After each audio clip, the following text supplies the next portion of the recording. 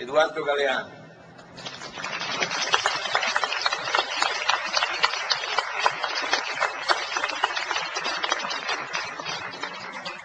Hola, buenas noches a todos.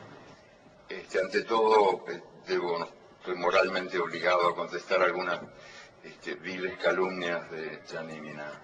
En primer lugar, Las Venas Abiertas no fue escrita hace 40 años, sino 30 y un poquito. Y en segundo lugar, eso de que yo soy irónico y sarcástico no corresponde a la realidad. Yo simplemente cuento las cosas que veo, las cosas que escucho. Por ejemplo, el otro día yo escuché a un cocinero que reunió a las aves, a las gallinas, a los gansos, a los pavos y a los faisanes y a los patos. Y yo escuché lo que el boco les decía, lo que el cocinero les decía. Me pareció interesante y quería contarles lo que escuché. El cocinero les preguntaba con qué salsa querían ser comidas. Una de las aves, creo que era una humilde gallina, dijo: nosotras no queremos ser comidas de ninguna manera. Y el cocinero aclaró: eso está fuera de la cuestión. Me pareció interesante esa reunión porque es una metáfora del mundo. El mundo está organizado de tal manera que tenemos el derecho de elegir la salsa con la que seremos comidos.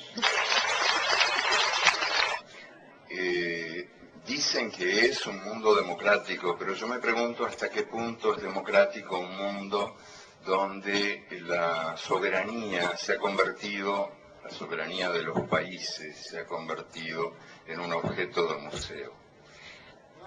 Por ejemplo, por citar ejemplos concretos que me parece útil aportar, el organismo que gobierna a los gobiernos en el mundo de hoy, el Fondo Monetario Internacional, está dirigido por 5 países y da las órdenes a casi todos los países del mundo, salvo los países que dan las órdenes.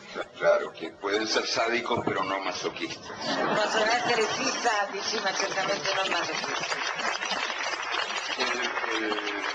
El Banco Mundial es más democrático y hay que reconocerlo y dejar constancia aquí de esa gran diferencia. El Fondo Monetario está dirigido por 5 países y el Banco Mundial por 8. Después tenemos la Organización Mundial de Comercio, en cuyos estatutos se establece que las decisiones se tomarán por voto democrático. Nunca se votó en la Organización Mundial de Comercio.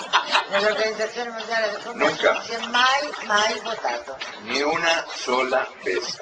Se utiliza el principio stalinista de la aclamación. Las resoluciones se toman por aclamación.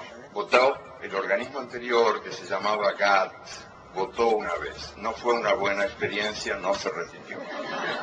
Nunca se repitió. Entonces, ¿podemos hablar de un mundo democráticamente organizado cuando el mundo depende de 3 organismos no democráticos que toman las decisiones en lugar de la humanidad? Podríamos también, si el tiempo diera, yo quiero ser breve, hablar del Consejo de Seguridad de las Naciones Unidas, que hoy por hoy parece que las guerras están bien cuando las Naciones Unidas las aprueban y están mal cuando no las aprueban. Pero ¿quién imparte questa benedizione? ¿Quién imparte questa benedizione? Las Naciones Unidas están formadas por una Asamblea General. Ahí estamos todos los países, todas las voces, incluso la de este señor que también quiere participar. Tutte le voci, ma es simbólica. La Asamblea General es simbólica. Formula recomendaciones, no toma decisiones. Las decisiones las toma el Consejo de Seguridad. Y el Consejo de Seguridad está donde mandan los 5 países que tienen derecho de veto. El derecho de veto es el que de veras decide. Ellos velan por la paz mundial, pero son también los 5 principales fabricantes y vendedores de armas en el mundo. Tutelano.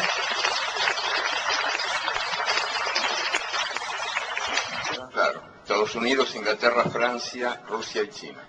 Los 5 principales fabricantes de armas en el mundo son los que tienen a su cargo nuestra paz. Así nos va. Claro, o sea, hacen el negocio de la guerra, pero venden la paz también. ¿Dónde? ¿Cómo?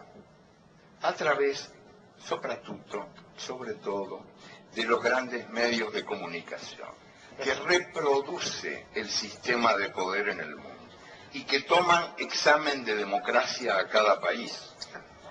Son grandes medios de comunicación que confunden la libertad de expresión con la libertad de presión y que han sido definidos con mano maestra por algún anónimo que en un muro escribió: nos mean y los diarios dicen llueve. El caso más claro, más escandaloso de manipulación de la opinión pública mundial es hoy por hoy el caso de Venezuela. En el teatro, en el gran teatro del bien y del mal, hay una distribución de funciones entre los ángeles y los demonios. Y Hugo Chávez es uno de los principales demonios. Es un dictador desde el punto de vista de las fábricas de la opinión pública mundial. Hugo Chávez es un dictador, es un extraño dictador, sin embargo. Ganó 8 elecciones en 5 años y ahora, recientemente, en el referéndum, fue el primer presidente en la historia de la humanidad que puso su cargo a disposición de la gente. Y ganó 6-4, 60% contra 40%, en unas elecciones a las que yo asistí como observador. Sí, puedo dar testimonio de que fueron elecciones transparentes, donde por primera vez se logró evitar que votaran los muertos, que en Venezuela tenían la mala costumbre de votar, que es una mala hábito, una negativa hábito, ¿no?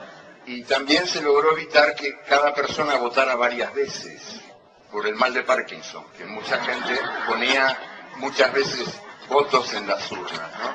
La misma persona. Entonces Venezuela es un país extraño donde ocurre esto y al mismo tiempo uno asiste a las denuncias por la falta de libertad de expresión. Uno enciende la televisión y en la pantalla de la televisión hay un señor que dice: aquí no hay libertad de expresión.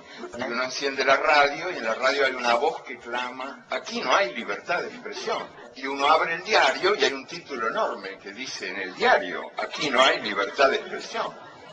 Hubo un solo medio de comunicación clausurado en Venezuela en los últimos 5 años, el Canal 8 de televisión. El Canale 8 de la televisión. Pero no fue clausurado por Chávez, sino por estos demócratas que tomaron el poder a través de un golpe de Estado durante 48 horas. Y en esas 48 horas cerraron todo. Cerraron la Asamblea General, anularon la Constitución. O sea, extraña dictadura y extraños demócratas, ¿no? Sí, yo creo que hay ahí un divorcio ejemplar. El divorcio entre la realidad real y la realidad virtual que los medios muestran como única realidad posible. ¿Y cuál es la explicación de eso? Muy sencillamente, les cuento que en Venezuela había 5 millones de personas sin derechos cívicos, porque no tenían documentos, y los hijos no podían ir a las escuelas porque no tenían partida de nacimiento. Eso es lo que Chávez está cambiando, porque en pleno paraíso petrolero, en lo que se llama la Venezuela saudí, había 1,5 millones de analfabetos, que ahora se están alfabetizando. Y esto explica la furia de los grandes medios llamados de comunicación que incomunican a la gente. Sí, de comunicación incomunicante. Y también explica el resultado de esta elección y de las elecciones anteriores, porque hay un pueblo que resume su actitud de perfecta manera a través de la frase que dijo un venezolano pobre que fue encuestado recientemente. Sí, que es más expresiva que cualquier discurso. Dijo, yo no quiero que Chávez se vaya porque no quiero volver a ser invisible.